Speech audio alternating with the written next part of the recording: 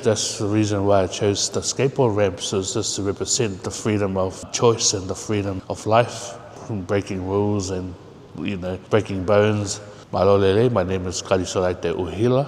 I'm a father to two beautiful children, Lavinia and Melino Hilangi Uhila. In 1997, I got sent from New Zealand to go live in Mildura with my auntie and uncle, working at the orchards, and I went to school in Mildura Senior College, and that's the starting point of choosing art as part of my subjects in high school. When I went into Mildura Senior College, there was a few of us Pacific Islanders, only me and my cousin and a few other relatives that were at the school. So I kind of had to adapt to new surroundings and new environment.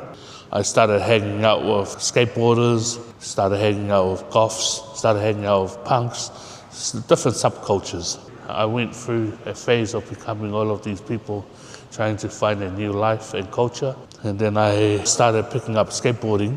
I wasn't as good as they were, but I tried it and I loved it. As long as I could get on the board and just ride and skate, that was the funnest thing ever. Doing this helped me to differentiate who I was as a person. It made me appreciate my own Tongan culture more. And I graduated from Mildura Senior College in 1999 and came back to New Zealand in 2001. I actually invite people to come in and tag on the ramps. You can add your initial, your signage, your signature, add your flavor into this beautiful skateboard ramps.